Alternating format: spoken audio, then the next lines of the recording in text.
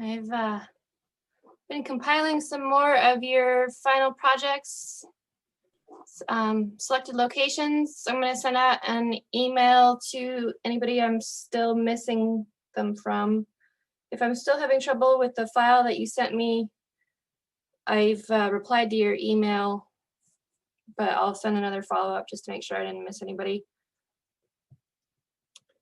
I am going to be making a couple of adjustments to our schedule going forward to accommodate some time to learn about making Esri story maps, because we're going to be creating a story map for our final project.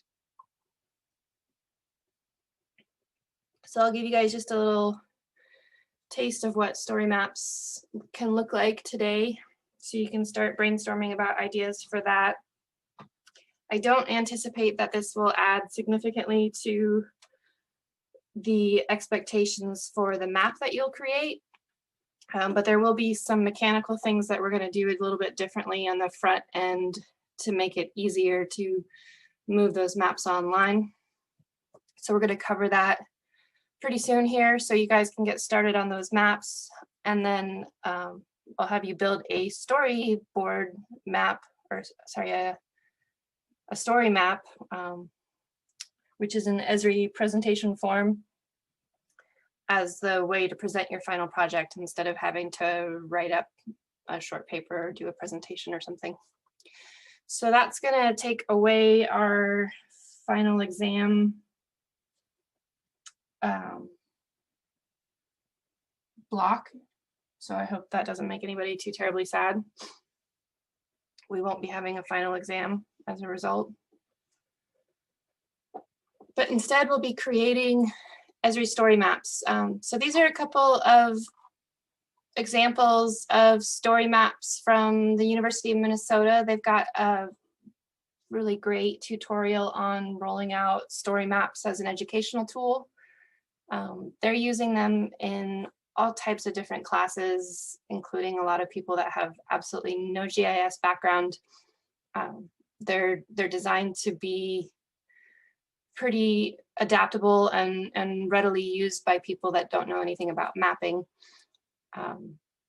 So the only difference is that we'll be incorporating our actual online maps into these, and then it'll give you a chance to talk a little bit about why you selected your location that you've chosen and what's interesting about it, and then get to experiment with some of these tools that Esri has built in for incorporating things like photos and videos and text talking about your map. So I haven't gotten a chance to look at any of these yet, so hopefully I can luck out and grab an interesting one.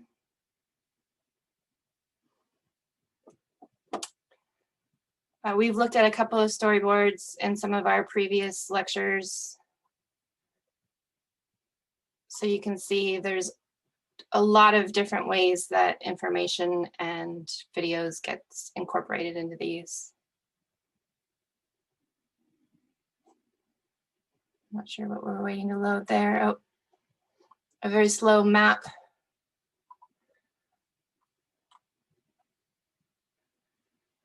I think I'm having some internet slowness issues today, so if you have trouble following me because of that, please speak up. So there's a lot of templates that Esri has designed for building your map and how-tos. So I'm going to replace one of our labs with an introduction to this.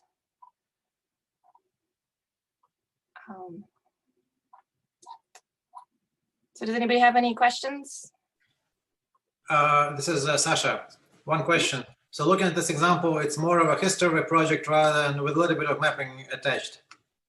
Is that the intent, or we are doing mostly mapping and the storyboard is secondary?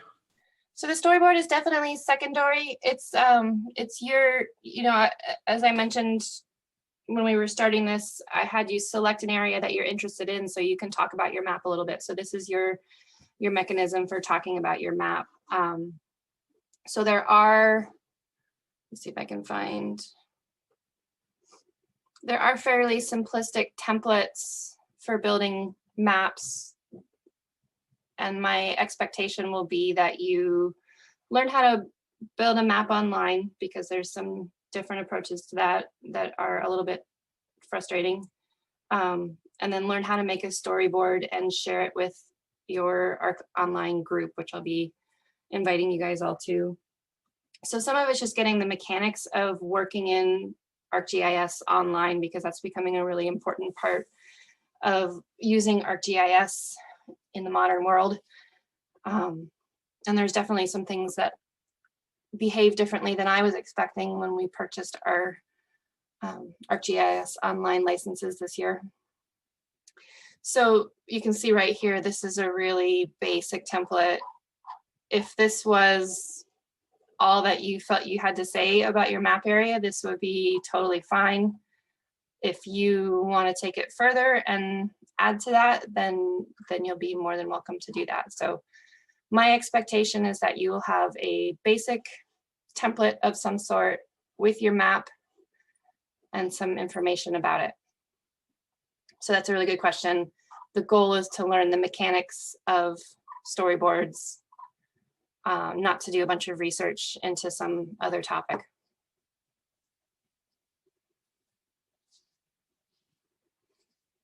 So this would be a really good way to take advantage of if you had, say, something that you wanted to show in your map and it was difficult to cram it all into one map layout. You could pretty easily have a couple of simple map layouts, right? You guys have seen how we do that a lot in our labs. We just keep adding map layouts. And you could have each of those built around the same structure and publish online, and then show multiple maps in a storyboard. And it wouldn't take a lot of additional effort. So whatever you need to tell your story. If this changes how you feel about the location that you've picked, feel free to send me a new idea.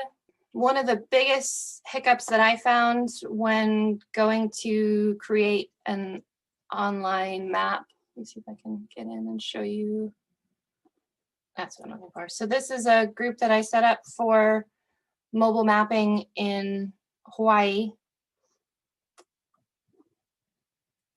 And to do that, I had to publish some geodatabase items online and then build a map.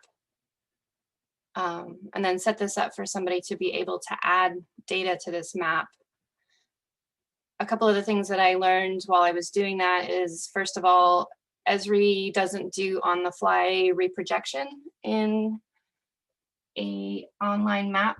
So as we've learned, that's one of the most convenient tools of ArcGIS Pro especially, is that you can open up all kinds of data and throw it in a map and it will just all map in the correct spot. That doesn't happen in ArcGIS Online, so we need to make sure that we set up our maps to begin with to match the available base map layers, most of which are in a web Mercator system similar to WGS84. So if you've done any initial building, you're going to want to check at what your base map information is and build a map in that web Mercator. And the easiest way to do that is to build a map using one of Esri's base maps, which is what I did for this one. So this is just a standard inset base map. And when you add that first, your map properties will default to this WGS84 web Mercator. So that's just a little preview of what's to come up. We'll go over web maps in a lot more detail next week and have a lab on web maps.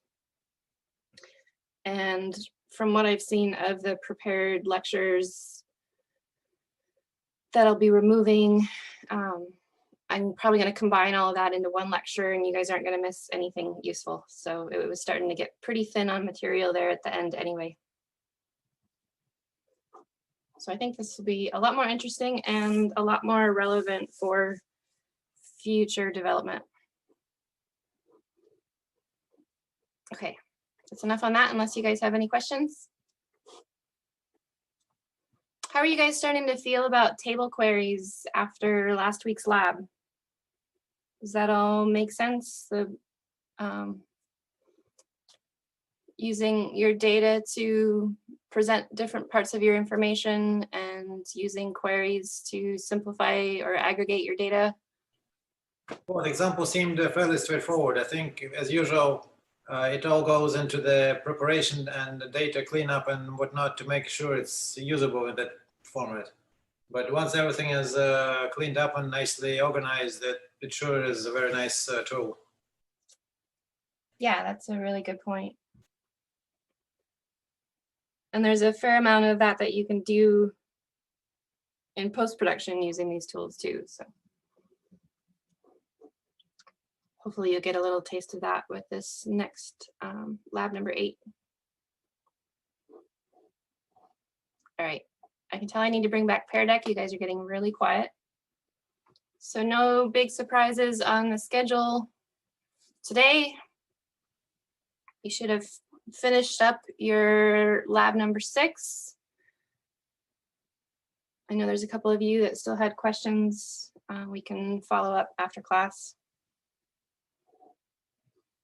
And then on Thursday, we'll do lab number 8, which is about spatial analysis.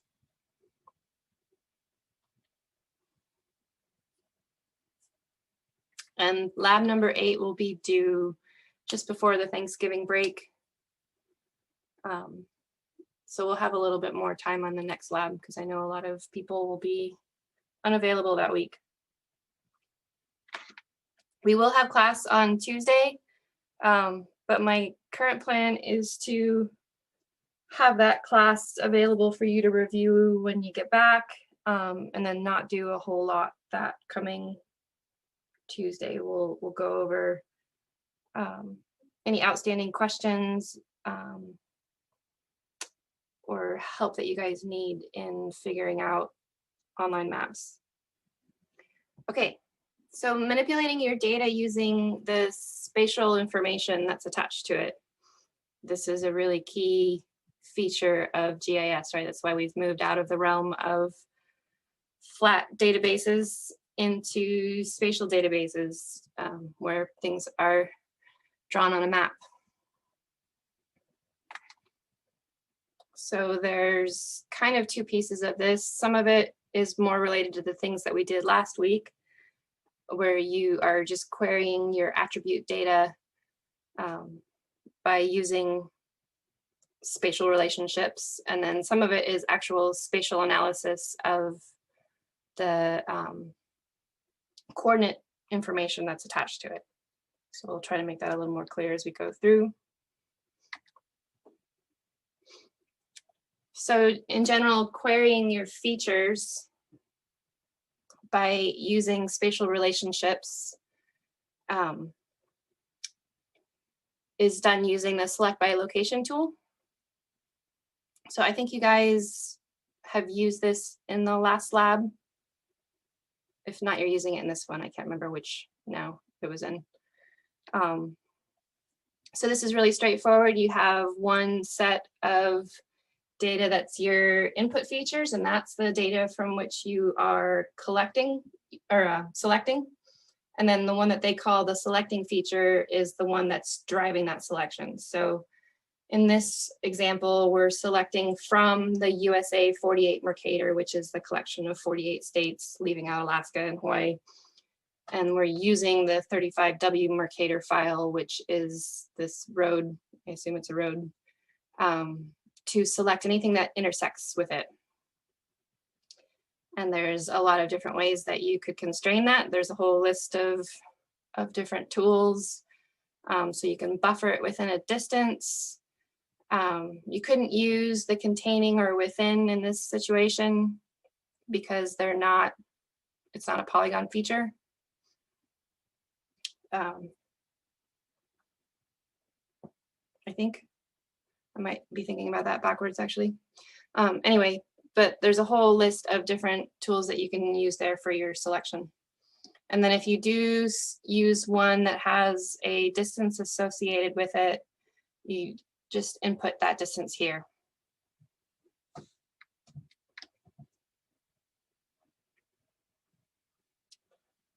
So one of the tools you can use is anything adjacent to a feature. And then you can also use mathematical operators. So anything with a latitude greater than the latitude of Arkansas. Anything with an area greater than 84,000 square kilometers, which I assume is the area of Arkansas. I could be wrong there. No, I think there's some others that would get picked up if that were true. I don't know where they picked that number from, but those are the states that are greater than 84,000. And then you can also use Boolean operators, which we talked about last week, to use multiple search features. So you can say north of Arkansas and larger than 84,000 square kilometers in order to narrow that selection down even further. So we talked about how each of those different Boolean search operators affects your selection last week. If you use the AND selection, you are further restricting your data because you're making it comply with multiple specifications, multiple requirements. So you're saying it must fit this and this.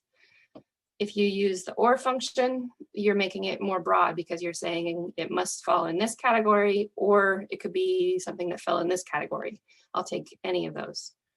And then the NOT you can use to remove things from your search. So another type of spatial searching that you can do is buffering. This is probably one of the most commonly used in my work. You know, I'll look for something within 100 meters of my sound source if I'm trying to figure out what areas we might affect with construction noise. If I'm designing a new, or designing the environmental mitigation for a new construction site, I'm going to look at what area is going to be impacted by the construction, and that can change, whether it's a direct impact or an indirect impact from noise. I'm going to look at a larger buffer area. So I spend a lot of time buffering off of different features, and you can do that with points or lines or polygons. And obviously the effects of that are a little bit different. And then you can also specify whether the output from that is going to be distinct polygons or dissolved polygons. So in a dissolved polygon, you take all of that impact area and merge it together into one. If you don't dissolve it, then you're keeping that impact from those different features separate. But you're also potentially, if you're going to do any kind of math based on these areas, you're also potentially increasing your area of impact because you're repeating some of the same areas multiple times. So there's some trade-offs there that you need to be aware of, depending on how you're going to put that information to use.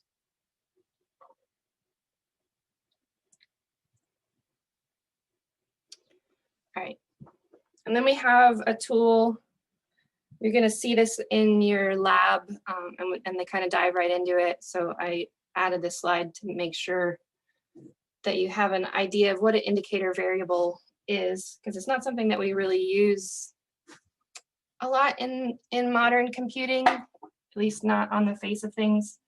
But all an indicator variable is a binary selection. So you have a true-false situation. So typically that's notified using ones and zeros, with a 1 being a true or a positive outcome and a 0 being a false or a negative outcome. So it sounds pretty complex, but all it means is I have evaluated this county, for example, in this situation, and decided whether or not it fits my criteria. So for the example that they're showing here, you have a selection based on counties that have hazmat materials within them. And then you have a selection of counties that intersect the watershed of the Altamaha River, if that's how you say that. And then you can see the end result being this selection of pink counties down at the bottom. And in order to preserve that information from that selection that you've just worked fairly hard to build, right? You've designed that selection formula. And if you clear your selection, that's going to go away. So to prevent that, what you do is create this indicator variable. You can add it to your attribute table for your data that you've queried, which in this case is your counties. And you can add an indicator variable that says whether or not those counties were in your selection. So all of the pink ones that stayed because they had hazmat materials and were within the watershed have now a calculated field of 1. So they have passed this indicator test. Any of the ones that were left out of that selection will have a calculated field of 0. So that's actually something that you do somewhat manually, right? You have your selection that you have created with your Boolean statement, and you calculate a new field, and everything that you've selected, you input the number 1 as an integer input into that attribute. So you're going to be doing that in the lab this week. And hopefully it'll make it clear how useful that is as a tool for managing your data. And I think it will also help explain a lot of the really odd information that you see in a lot of your attribute fields and tables. A lot of that is the result of some sort of analysis along those lines, and that data has been preserved so that people can revisit that analysis and still continue to use that identification of different variables that have been analyzed. And hopefully they're identified a little bit more clearly than, for example, this one just says in set. So it means that it's in the selection set. Well, it doesn't say anything about what those selection parameters were. So you either need to explain it in your metadata or use a really obvious name for your field so you'll know when you come back what that was meant to impart. So those are the tools that we use to query spatial data. I think we're going to zoom through this one well before the end, so hopefully you guys have lots of questions. So this is the process by which we analyze data. And this is a fairly good figure because this is something that you can actually do visually now in ArcGIS Pro. So they have a built-in tool, I forget what it's called. We'll see here in a second. I think it's called the Model Builder, where you can drag in your information and your geoprocessing tools and lay out your spatial operations like this visually before you actually execute them on any of your data. So it gives people, especially people who are visual learners or visual thinkers, a tool for figuring this out before they just start plucking away at different tools and performing operations and transformations on their data. And possibly you end up 10 shapefiles deep and you don't necessarily remember what you did to end up where you are, which from an analytical perspective can mean that you end up with data that you don't really understand, even though you created it. So on the example on the left, you can picture if you had a DEM, so a digital elevation model. There are output tools where you could calculate the slope of different parts of that DEM. So you come up with what's called a slope aspect. And that could be one of your outputs from the data. If it's elevation data in your DEM, you could output contours to one spatial data layer. And if there is an image as part of that, or any other variable information attached to that DEM, right? Sometimes they can represent things like temperature or waterfall in an area. There's other functions that you can use, and you could output that information in a way that might be a little bit more relevant to your users, you know, output to polygons that are classified that they can use in mapping rather than a raster data set that just visualizes the information.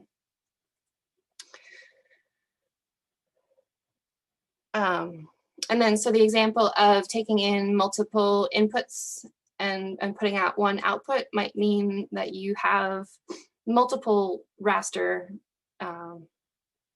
images for an area. So you might have one that has spatial elevation information attached to it, and then you might have one that's image information, and you could bring those together and you can output a DEM that actually has both of those bands within it. We haven't really played with a lot of those, but sometimes you'll get a raster data set that has multiple bands of information that are all talking about the same spatial location. And you can use that to present your data in a lot of really interesting ways. So these are just visual representations of how that can happen. And you can actually map out within ArcGIS Pro how that's going to look before you do it. So one of the most common is overlaying information, which is just as straightforward as it sounds. You take different data sets from the same area, overlay them, and do some sort of calculation between them to make some sort of new conclusion. So we have here a fairly complex analysis.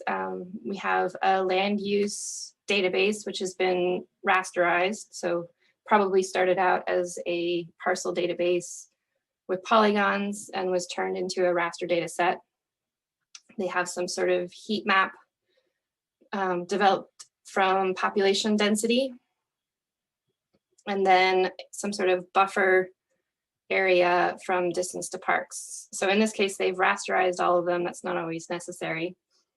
And they've combined the three of them into a suitability raster. So these colors would indicate to somebody who understood the pieces that went into it, which areas are the best areas in which to put a new urban park. And unfortunately, I don't know the source of this data, so I don't know which of these was deemed most suitable. Would be nice to know, but you can understand the process.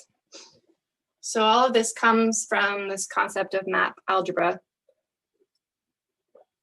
which sounds possibly more complex than it really is, but you've already done some of this in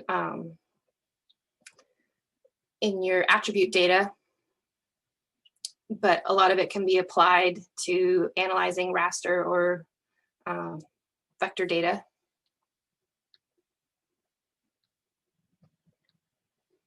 So for rasters, what that means is going cell by cell when you have multiple layers and using that information and the tools that we've already talked about. So mathematical tools and Boolean tools in order to perform some sort of operation on each of those cells. So what that ends up being is an overlay analysis, and by developing your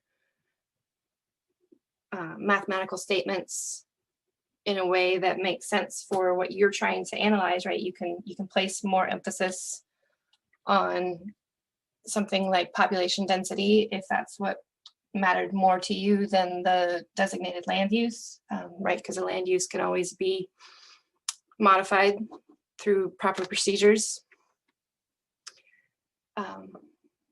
Then you could put some emphasis on that, weight that information more heavily, perform your mathematical analysis and then combine that information together. Oops, I didn't get to fix this one up. Sorry, it's ugly. I think I integrated it elsewhere.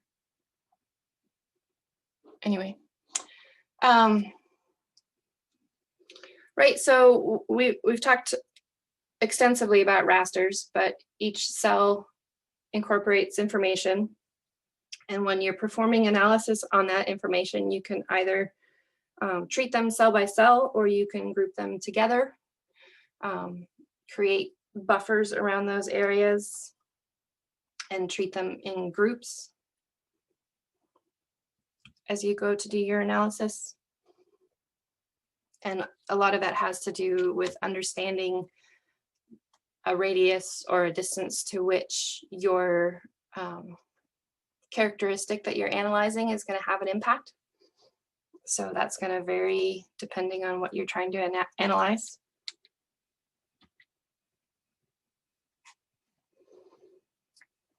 So the most direct is a one-to-one relationship, but we can also focus that information. So if you have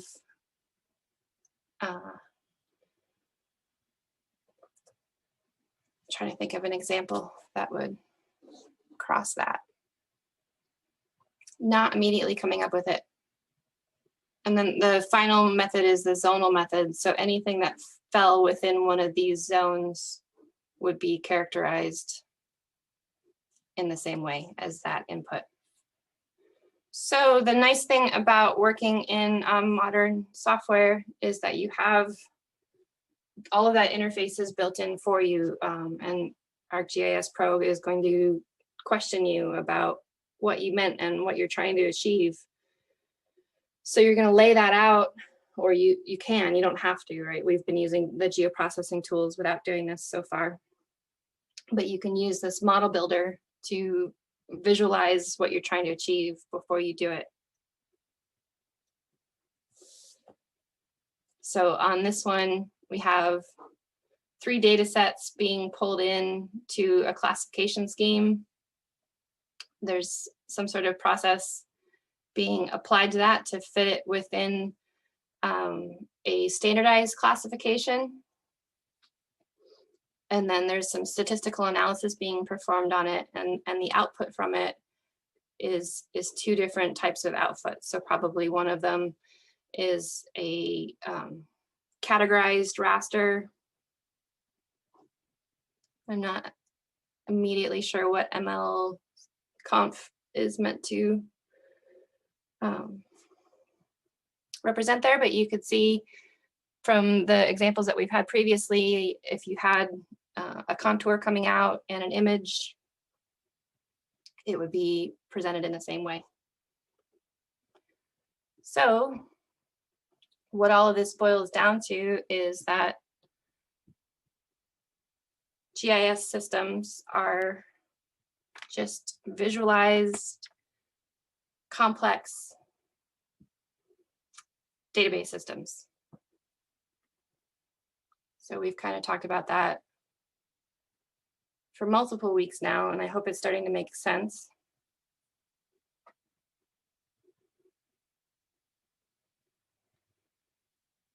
And that's part of why I want to get out of that now into the fun side of GIS, which is the visual presentation component as well.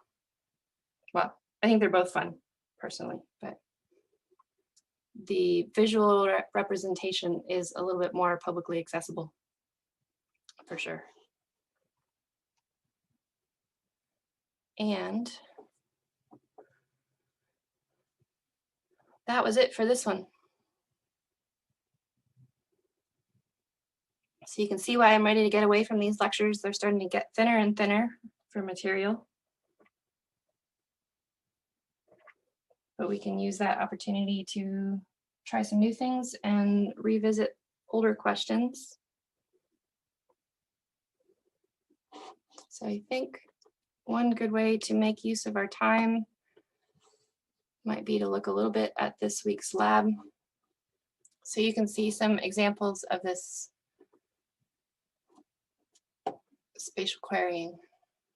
So I think it's interesting to some extent to play with what happens with different inputs and outputs here.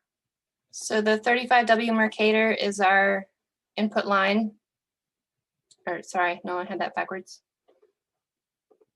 The states are our input on the example that we talked about today. And the 35W Mercator is our selecting feature. And if I say I want that to be a new selection, it's going to clear my existing selection that you guys can see I have already. Make this more visible.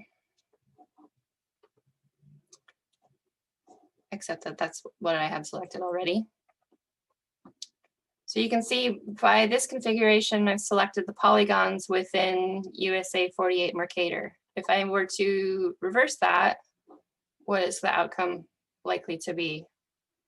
That's interesting. It should have cleared my selection when I did that, but it did not. And then you can see from that one, so for that one, I had a line feature, and my selection was that it had to be contained within, or it had to intersect with USA 48 Mercator. If I switch this to this point feature, which is the one called 2 cities, it actually has 3 cities for some reason, and make my selection there, it's going to select the cities that are within that path. And it's still not making a new selection, it's just adding to the selection, which I think is very interesting. But if I were to then change this to the linear features intersecting with the point features, I'm not going to get either of them because they don't actually probably intersect as closely as they appear. That's a common problem of intersection with anything that's not a polygon. And it's probably somewhat of a legitimate representation of this because this is probably a city and this is probably the highway that passes alongside of it. So to some extent that would be true, but if I wanted to find it anyway, I could look for cities within different distances of that highway. Went away. Oh, okay.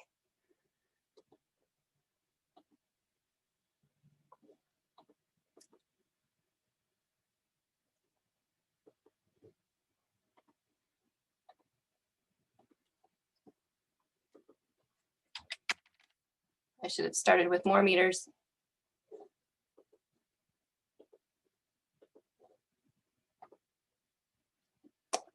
And now I can identify cities that come close to that highway, but obviously these 2 are left out.